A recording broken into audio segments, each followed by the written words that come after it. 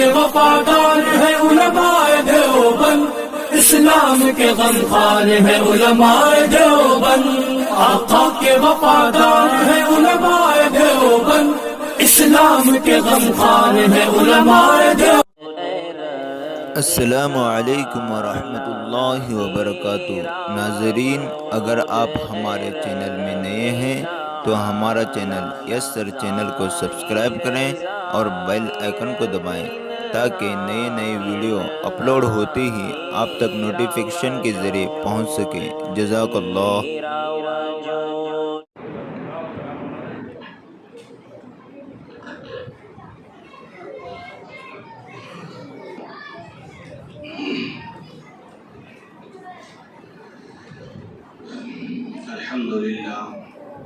الحمد للہ کفا وسلام علی عباده الذین اصطفى، اما بعد۔ قال النبی صلی اللہ علیہ وسلم: لا يبقى من الاسلام الا اسم، او کما قال علیہ الصلاۃ والسلام۔ محترم بزرگوں اور دوستو، آج کا یہ پروگرام بہت کامیاب ہے۔ ہم نے جو گمان کیا تھا، گمان سے زیادہ جو ہے بچوں نے سنایا ہے، بچوں نے تقریریں کی ہیں، نعت پڑھی ہیں، اور اس سے پہلے بچوں نے حدیثیں وغیرہ بھی سنائی ہوں گی۔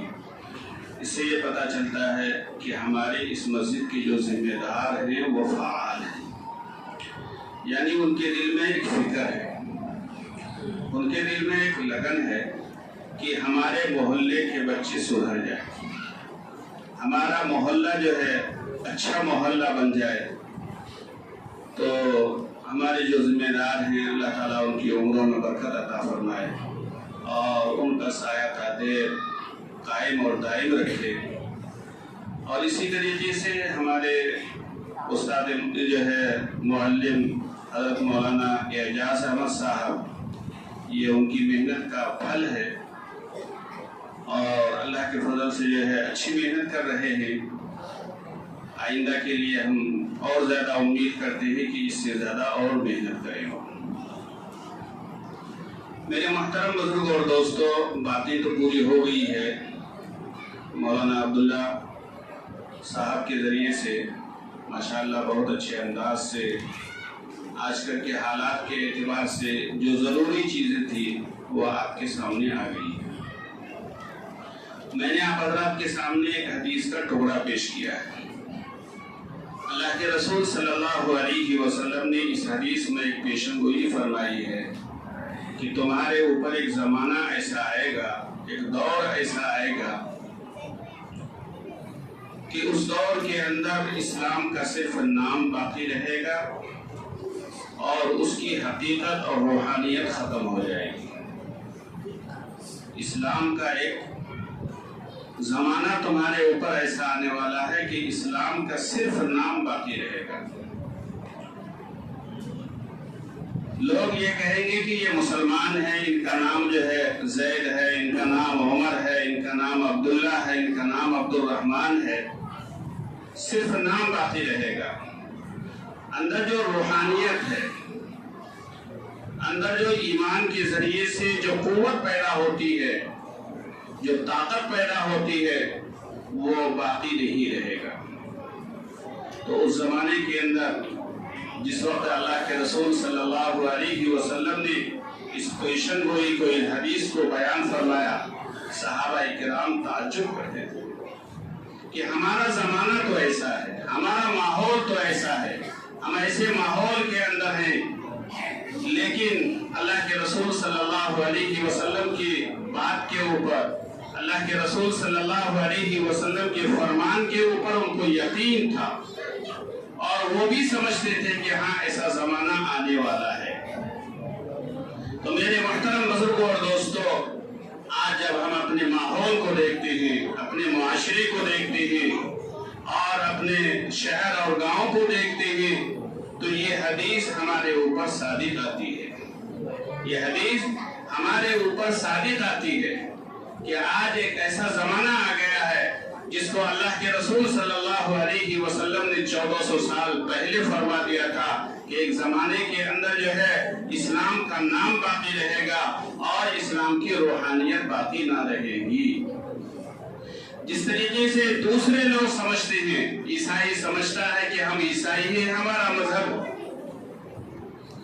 मजहब जो है ईसाई है, हम ईसा को मानने वाले हैं। यहूदी ये समझता है कि हम जो है यहूदी हैं और हजरत मूसा को मानने वाले हैं। इसी तरीके से आज का मुसलमान भी यही सोचता है कि हम मुसलमान हैं, अल्लाह के रसूल सल्लल्लाहु अलैहि वसल्लम को मानते हैं। तो मेरे मुहतरम बुजुर्गों और दोस्तों, ऐसे माहौल और ऐसे हालात आने से हमें और आपको जो है अल्लाह की पनाह मांगना चाहिए, अल्लाह से दुआई करनी चाहिए और अपने अंदर ईमान को ताज़ा करना चाहिए और अपने अंदर इस्लाम को दाखिल करना चाहिए। हम ये सोचते हैं कि हमारे मुखालिफ जो कौमें हैं वो तरक्की कर रहे हैं, हम क्यों ना तरक्की करें। वो लोग बगैर नमाज के तरक्की कर रहे हैं, वो लोग बगैर जो है अहकाम को मानते हुए जो है तरक्की कर रहे हैं, हम क्यों ना करें। हम भी उन्हीं की तरह जो है इस तरीके से गैर मुस्लिम जो है सूद खाता है, मुसलमान भी सूद खा रहा है। गैर मुस्लिम जो है शराब पीता है, मुसलमान भी शराब पी रहा है। गैर मुस्लिम जो है दूसरों को धोखा देता है, आज का मुसलमान भी दूसरों को धोखा दे रहा है। गैर मुस्लिम जो है जो गलत चीजें वो करते हैं, आज वही चीजें हमारे अंदर दाखिल है। आज तो मेरे मुहतरम बुजुर्गों और दोस्तों, इस्लाम अल्लाह के रसूल सल्लल्लाहु अलैहि वसल्लम ने क्या नसीहतें फरमाई है, इस्लाम ने क्या बतलाया है और इस्लाम ने हमको क्या दिया है। हम ऐसे हैं कि वो तमाम चीजों को छोड़ करके जो है गैरों के पीछे पड़े हुए हैं और उन जैसा जो है तरक्की करना चाहते हैं। मेरे मुहतरम बुजुर्गों और दोस्तों, ये हालात हैं आजकल के। ऐसे हालात में अगर हम अपने ईमान को मजबूत नहीं करेंगे, अपने अमाल को मजबूत नहीं करेंगे, अपने घर के माहौल को नहीं सुधारेंगे और अपने बच्चों को, जवानों को, लड़कों को, लड़कियों को उसके ऊपर मेहनत नहीं करेंगे, तो जैसे हालात हैं आजकल, रोजाना आए दिन जो है सुनते रहते हैं कि फला जगह फला लड़की जो है गैरों के साथ चली गई, फला लड़की फला जगह फला जो है मुसलमान को मारा जा रहा है, फला जगह फला जो है मुसलमान को जो है पीटा गया है। आज जो है आज देख रहा था कि सफर के दरमियान में ट्रेन के अंदर जो है जाते हुए जो है एक मुसलमान दाढ़ी वाला आदमी जो है किसी गैर मुस्लिम जो है औरत को सिर्फ ठोकर लगने की वजह से वही जो है मारना शुरू कर दिया उसको कि तुमने जो है मुझे क्यों छेड़ा है। तुम्हारे अंदर हिम्मत कैसे आई जो है गैर मुस्लिम औरतों को छेड़ने की और जो है उनको जो है पाँव लगाने की और सबके सामने जो है उसको बेइज्जत किया। तो इसलिए मेरे मुहतरम बुजुर्गों और दोस्तों, ये बच्चे हैं हमारे, इन बच्चों के ऊपर मेहनत करेंगे, ये बच्चे बड़े होंगे, यही बच्चे जो है हमारे लिए जो है नमूना बनेंगे और ये बच्चे जब बड़े हो जाएंगे, बचपन से इनके ऊपर जैसे मेहनत की जाएगी और इनके ऊपर जैसा जो है इनको जैसा सिखाया जाएगा, इनके आदतों अखलाक को जो है जिस तरीके से संवारा जाएगा, ये बच्चे बड़े होंगे और जब इनके अंदर अच्छा माहौल आएगा तो मोहल्ले के अंदर, घरों के अंदर जो है अच्छा माहौल आएगा। मेरे मुहतरम बुजुर्गों और दोस्तों, ये जो मकतब की तालीम है इसको मामूली तालीम ना समझे। ये मकतब की जो तालीम है इसको मामूली तालीम न समझें। यहाँ बच्चों को अखलाक सिखाया जाता है, यहाँ बच्चों को खाने पीने के आदाब सिखाया जाता है, यहाँ बच्चों को सोने के आदाब सिखाया जाता है, यहाँ बच्चों को जो है बड़ों के साथ किस तरीके से पेश आए वो सिखाया जाता है, यहाँ बच्चों को माँ बाप की खिदमत किस तरीके से की जाए वो सिखाया जाता है, यहाँ बच्चों को जो है इस्लाम के बारे में सिखाया जाता है, यहाँ बच्चों को कुरान की तालीम के बारे में सिखाया जाता है, यहाँ नमाज की अहमियत को सिखाया जाता है। लेकिन हम लोग इससे बेफिक्र हैं। हमने स्कूल की तालीम को तालीम समझा है और मदरसे और मकातिब की तालीम को तालीम नहीं समझा है। मेरे मोहतरम बुजुर्गों और दोस्तों, स्कूल के अंदर आप इल्म सीख सकते हैं लेकिन वहाँ तरबियत हासिल नहीं कर सकते। वहाँ آپ کو تربیت نہیں ملے گی، وہاں آپ کے اخلاق اچھے نہیں ہوں گے۔ یہ جو مکاتب ہیں دیکھنے کے اندر جو ہے بالکل معمولی سا ہے، اس کی اہمیت کو ہم لوگ جانتے نہیں۔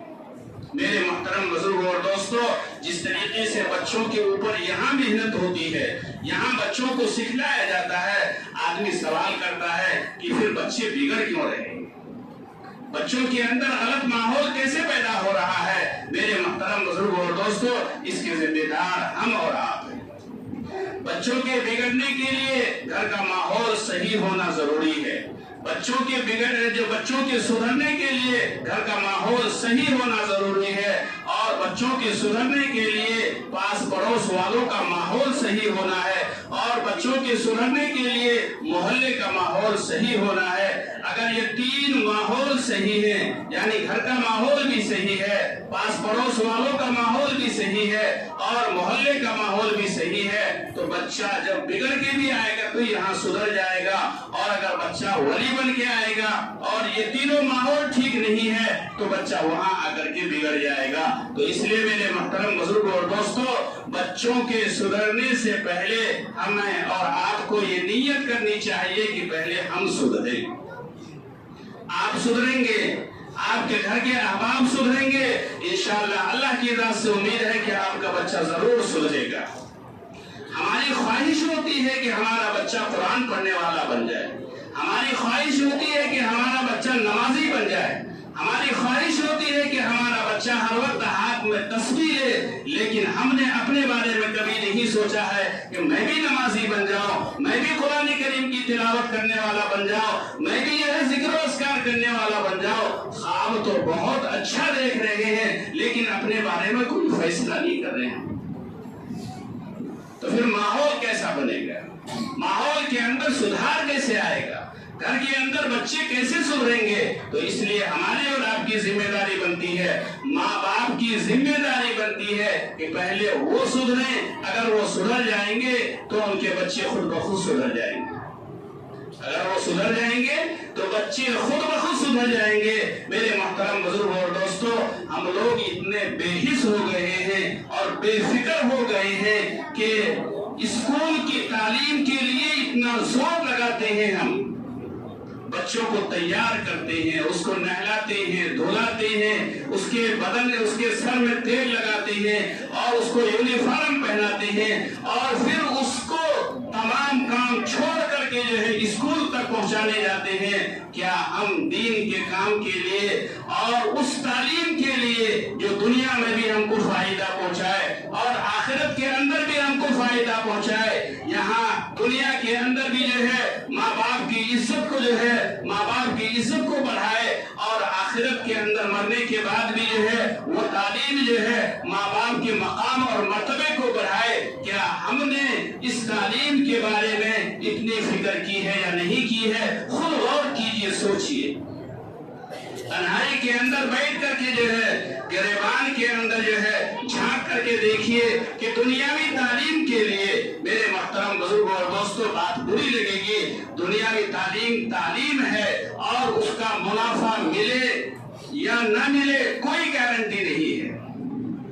دنیاوی تعلیم کا منافع، اس کا فائدہ مل بھی سکتا ہے اور نہیں بھی مل سکتا ہے۔ یعنی جو ہے بچے کو آپ نے گریجویٹ بنایا، بچے کو آپ نے جو ہے ڈگری والا بنایا، اب وہ بچہ آپ کی خدمت کرے یا نہ کرے یہ گارنٹی کی چیز نہیں ہے، لیکن دینی تعلیم کے اندر دنیا کے اندر بھی گارنٹی ہے اور آخرت کے اندر بھی گارنٹی ہے۔ دنیا کے اندر اگر بچہ آپ کا سدھر جاتا ہے تو آپ کے پاس پڑوس والے جو ہے آپ کی تعریف کرتے ہیں، ہر جگہ جو ہے آپ کے بچے کا تذکرہ کرتے ہیں کہ ہمارے محلے کے اندر فلاں بچہ ہے، ان کے ماں باپ بہت اچھے ہیں اور ان کے بچے بہت اچھے ہیں، بہت اچھے اخلاق والے ہیں، ماں باپ کی تعریف ہوتی ہے۔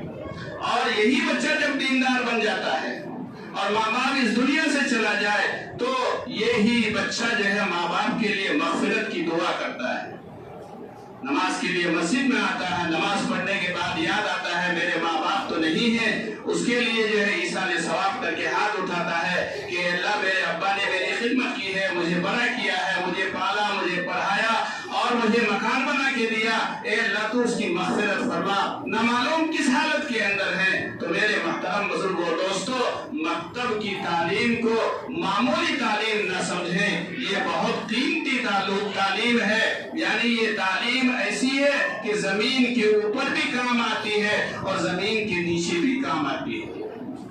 تو اس کی فکر کریں گے تمام ساتھی؟ جس طریقے سے اسکول کی تعلیم کی فکر کرتے ہیں، ہر آدمی کی خواہش ہو اور ہر آدمی کی تمنا ہو اور ارادہ کر کے جائیں میں کچھ بناؤں یا نہ بناؤں، اپنے بچوں اور بچیوں کو دیندار ضرور بناؤں گا، اپنے بچوں اور بچیوں کو دیندار ضرور بناؤں گا۔ اگر یہ نیت ہے تو میرے محترم بزرگوں اور دوستو آپ کامیاب ہیں، یہ نیت ہے اور اس کی کوشش کریں گے تو آپ کامیاب ہیں۔ میرے محترم بزرگوں اور دوستو، حالات جو ہے بہت خراب ہے، ایسے حالات میں اگر بچوں کو دینی تعلیم نہیں دیں گے اور بچوں کے اندر صحیح اخلاق نہیں پیدا کریں گے تو یہ بچے کب پھسلیں گے اور یہ بچے کب جو ہے دھوکہ دیں گے ہم بول نہیں سکتے ہیں۔ تو اس لیے ایسے حالات کے اندر جو ہے ہماری اور آپ کی ذمہ داری بنتی ہے کہ ہم جو ہے خود جو ہے اسلام کے اندر قائم رہیں اور خود جو ہے اپنے اسلام کو اپنے اندر جو ہے پیوست کریں، صرف نام کا مسلمان نہ رہیں، صرف جو ہے نام سے کہلوانے والا مسلمان نہ رہیں بلکہ کام کا مسلمان بنے۔ اللہ کے رسول صلی اللہ علیہ وسلم نے یہ پیشن گوئی دی ہے، اس لیے میرے محترم بزرگوں اور دوستو اس کے مستحق ہم نہ بنیں بلکہ اس کے لیے کوشش کریں کہ ہم جو ہے نام کے ساتھ ساتھ کام والے جو ہے اس مسلمان بنیں اور ہمارے اندر جو ہے اس طریقے سے ہم جو ہے ظاہری اعتبار سے مسلمان نظر آ رہے ہیں، باطنی اعتبار سے بھی ہم مسلمان بن جائیں۔ یہ چند باتیں تھی جو آپ کے سامنے جو ہے پیش کی گئی ہے۔ اللہ تعالیٰ مجھے بھی اور آپ تمام کو بھی جو ہے ان سب باتوں پر عمل کرنے کی توفیق عطا فرمائے۔ اگر کچھ کمی کوتاہی مولانا محمد مبارک وسلم ربنا آتنا في الدنيا حسنة وفي الآخرة حسنة وقنا عذاب النار فاطر السماوات والأرض أنت ولينا في الدنيا والآخرة توفنا مسلمين وألحقنا بالصالحين اللهم أرنا الحق حقا وارزقنا اتباعه وأرنا الباطل باطلا وارزقنا اجتنابه اللهم لا سهل إلا ما جعلته سهلا وأنت تجعل الحزن سهلا إذا شئت۔ اے اللہ ہمارے گناہ اور خطاؤں کو معاف فرما، اللہ ہمارے غلطیوں اور غلطیوں کو معاف فرما۔